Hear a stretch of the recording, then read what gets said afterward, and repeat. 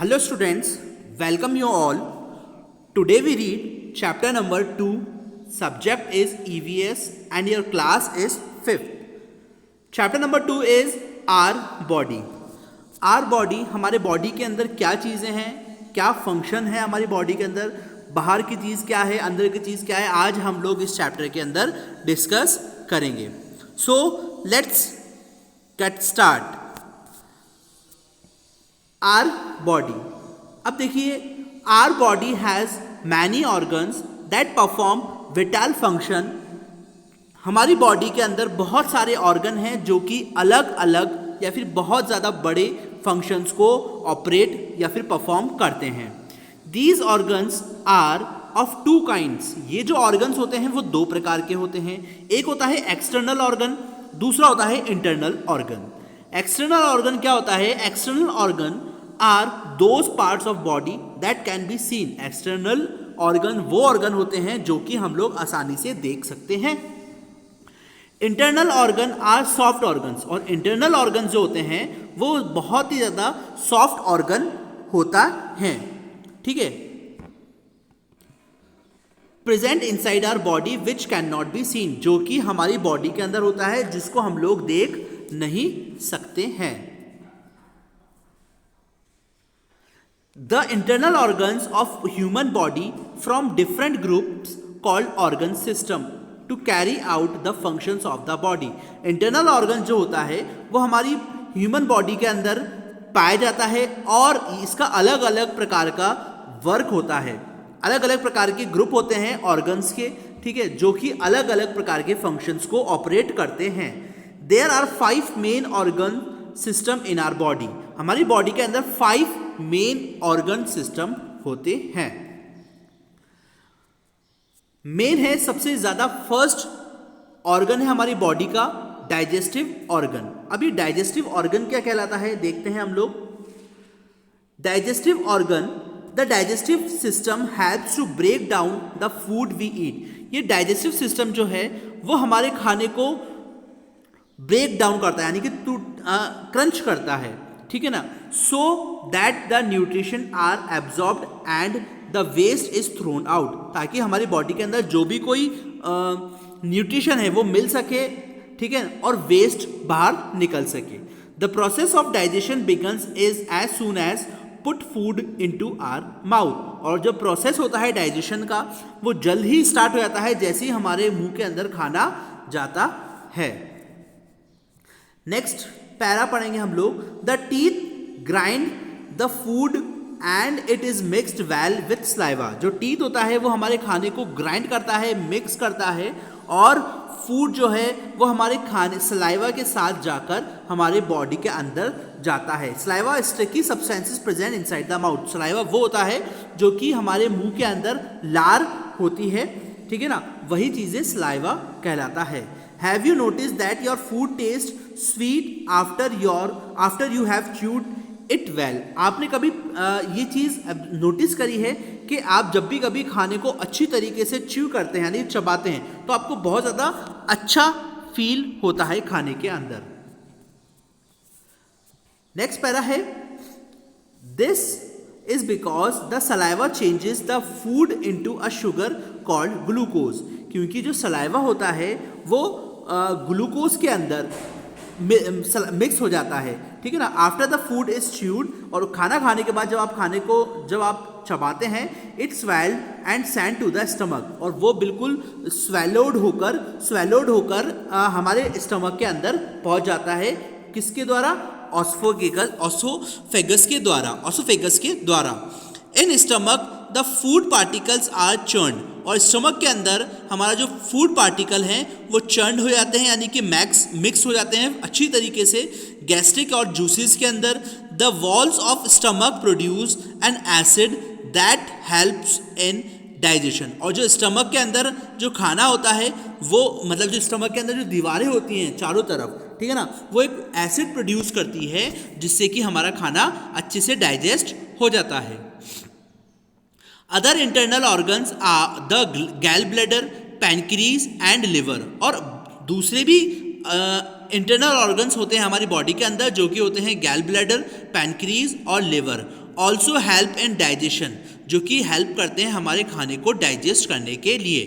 From the stomach से the food mix goes the small intestine, जो food होता है वो अच्छी तरीके से मिक्स हो जाता है और हमारे स्मॉल इंटेस्टाइन के अंदर चला जाता है।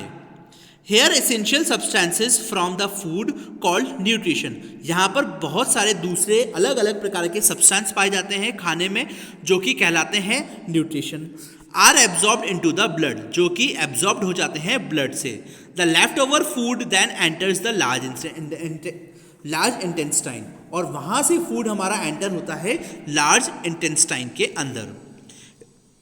Here again some amount of nutrition and water gets absorbed into the blood, और यहाँ पर से भी हमारे खाने के अंदर से जो न्यूट्रिशन और पानी जो होता है वो एब्जॉर्ब होता है ब्लड में। The remaining solid waste product is pushed by the large intestine into the rectum, और जो हमारा बचा हुआ खाना जो सॉलिड चीज़ होती है वो सीधा पुश हो जाता है हमारे बड़े इंटेस्टाइन से रेक्टम के अंदर। From the rectum you pushed out the waste through the anus, और वहाँ से रेक्टम से होकर वो पुश और होता है एनस के अंदर चला जाता है। When you go to the bathroom every morning, जब आप सुबह सुबह बाथरूम में जाते हैं। It is important for us to eat a healthy diet, ये बहुत ही ज़्यादा इम्पॉर्टेंट है कि हम सभी लोग हेल्दी डाइट को लें। And drink lots of water, और बहुत ज़्यादा पानी पिएं, so that our body absorbs maximum nutrients from the food, ताकि हमारी बॉडी जो है ज़्यादा से ज़्यादा न्यूट्रिएंट्स को ले सके फूड वी ईट, ताकि जो हम लोग खाते हैं उसमें से। And also throws away the waste regularly, और जो हम लोग रोज वेस्ट निकालते हैं उसमें से भी। नेक्स्ट ऑर्गन है हमारा द रेस्पिरेटरी सिस्टम। अभी रेस्पिरेटरी सिस्टम भी बहुत ज़्यादा इंपॉर्टेंट है हमारी बॉडी के अंदर। Our body needs oxygen to survive, हम लोगों को बहुत ही ज़्यादा सर्वाइव करने के लिए ऑक्सीजन की नीड होती है। The respiratory system provides oxygen to our body, जो रेस्पिरेटरी सिस्टम है वो प्रोवाइड करता है हमको oxygen. Oxygen helps to break down the food absorbed by our body, oxygen जो होता है वो हेल्प करता है हमारे खाने को एब्जॉर्ब करता है हमारी बॉडी के अंदर, and release energy to carry out the activities of the body, और एनर्जी रिलीज करता है ताकि हम लोग हमारी बॉडी के अंदर से जो बॉडी के साथ जो एक्टिविटी कर सकें पूरे दिन भर के अंदर। Respiration also helps to remove carbon dioxide, a waste product formed in the body, और रेस्पिरेशन एक और चीज़ को हेल्प करता है, ठीक है, जो कि हम लोग ऑक्सीजन लेते हैं और बाहर क्या निकालते हैं, कार्बन डाइऑक्साइड और वेस्ट प्रोडक्ट हमारी बॉडी में से, यही चीज़ रेस्पिरेशन का काम आता है। Keep an I in the process of respiration, energy is release from the food. ये जो रेस्पिरेशन की जो प्रोसेस होती है वो एनर्जी रिलीज करती है हमारे फूड से। रेस्पिरेशन इज द इनहेलिंग और एक्सेलिंग ऑफ एयर, रेस्पिरेशन जो है वो इनहेल सांस अंदर लेना, सांस बाहर लेना हवा में, यही एक प्रोसेस होती है। Respiration begins with breathing in और इनहेलेशन ऑफ एयर, रेस्पिरेशन जो है वो स्टार्ट होता है हमारे सांस लेने से ऑक्सीजन बाहर निकालने तक हमारी नाक के द्वारा या फिर हमारे मुंह के द्वारा। This air passes down the windpipe, और ये जो प्रोसेस होती है वो पास होती है विंड पाइप में और ट्रेका, विंड पाइप को हम लोग ट्रेका भी बोलते हैं, into the lungs. From the lungs oxygen moves through the blood vessels to the heart, जो हमारे लंग्स से होता है, हमारे ऑक्सीजन मुंह से होता है, हमारे ब्लड में ब्लड वेसल्स के अंदर से हमारे हार्ट तक पहुंचता है। The heart pumps oxygen rich blood to all parts of the body, जो हार्ट होता है वो पंप करता है हमारी ऑक्सीजन को रिच ब्लड सेल्स से हमारी बॉडी के अंदर। Carbon dioxide is release from the blood into the lungs, carbon dioxide जो है वो रिलीज करती है ब्लड हमारे लंग्स में। The impure air is ब्रीथेड out और एक्सल्ड फ्रॉम द लंग्स, जो इम्प्योर एयर होती है यानी कि जो खराब एयर होती है हमारे ब्रीथेड हम लोग बाहर निकाल देते हैं हमारे लंग्स से, हमारा जो लंग्स है वो बाहर निकाल देता है और अच्छी एयर जो है हमारी बॉडी के अंदर लंग्स ले लेता है। A dome shape structure made up bone and muscle control the process of breathing by expanding and relaxing is known as diaphragm. जो डोप शेप स्ट्रक्चर है हमारी बॉडी के अंदर बोन में या फिर मसल्स, वो कंट्रोल करता है प्रोसेस ब्रीदिंग यानी कि सांस लेने की प्रोसेस को कंट्रोल करता है, एक्सपेंडिंग और रिलैक्सिंग जो कि कहलाता है diaphragm.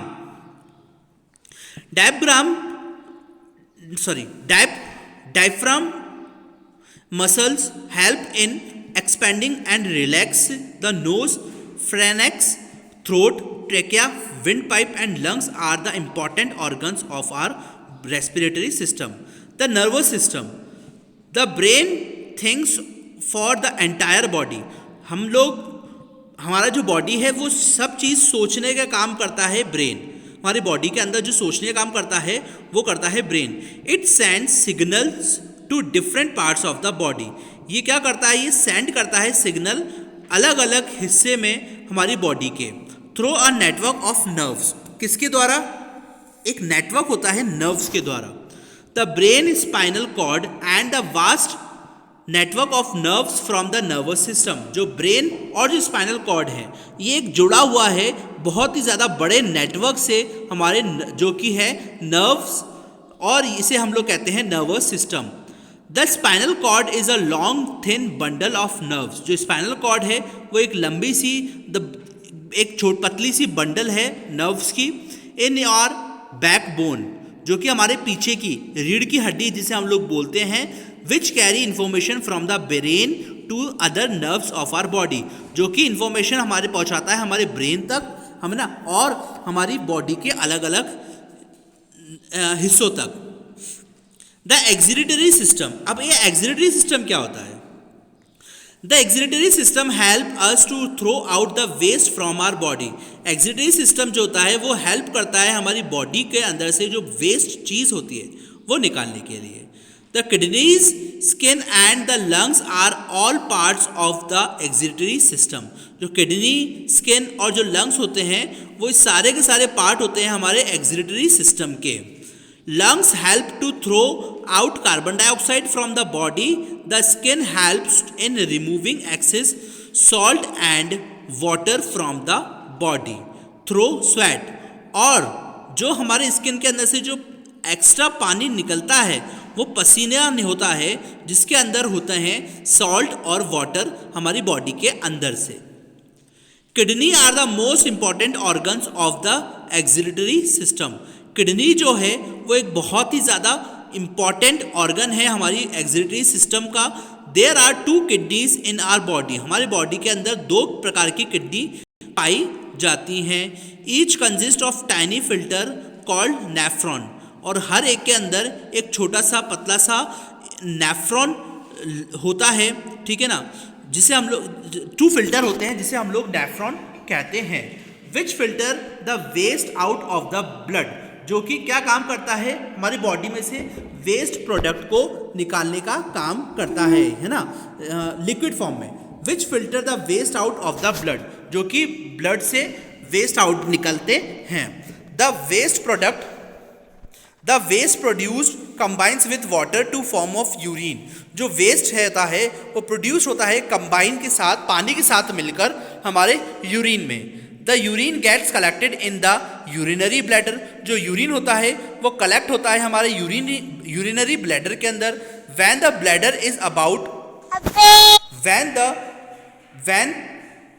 the bladder is about half way full, we feel the need to pass urine, जिससे कि हमारा यूरिन पास होता है। Circulatory system, the circulatory system is combined function of the heart. Circulatory system जो है वो एक कंबाइंड फंक्शन है हमारे हार्ट का। Blood and blood vessels in our body, जो कि ब्लड और ब्लड वेसल्स होती हैं हमारी बॉडी के अंदर। Blood vessels consist of arteries, veins and capillaries. Blood vessels जो होता है वो कंसिस्ट करता है आर्टरीज, वेन्स और कैपिलर्स में। The heart is powerful muscular organ that pumps blood around our body. जो हार्ट होता है वो एक पावरफुल मस्कुलर ऑर्गन होता है that pumps blood around our body, जो कि पंप करता है हमारी बॉडी के अंदर ब्लड को मोर देन 1000 टाइम्स। 1000 टाइम्स दिन के अंदर। दिन भर के अंदर हमारा जो ब्लड है वो 1000 बार ऊपर नीचे होता है। Each trip takes less than 1 minute, और हर एक ट्रिप जो होती है वो 1 मिनट के अंदर अंदर होती है। The heart is slightly larger than your clenched fist, जो आपकी मुट्ठी है सेम उसी साइज का आपका हार्ट भी होता है। It lies in your chest behind your ribs, और ये होता है हमारे चेस्ट के अंदर रिब में, ठीक है ना, और लेफ्ट साइड में। If you put your hand in your chest near your heart, अगर आप अपने चेस्ट पे हाथ रखेंगे, ठीक है ना, हार्ट के पास, you can feel it beating, तो ये आपको बिल्कुल बीटिंग की आवाज़ यानी कि आपको लपडप की आवाज़ भी आएगी। It beat 72 times in 1 minute, ये 1 मिनट के अंदर 72 टाइम्स बार धड़कता है।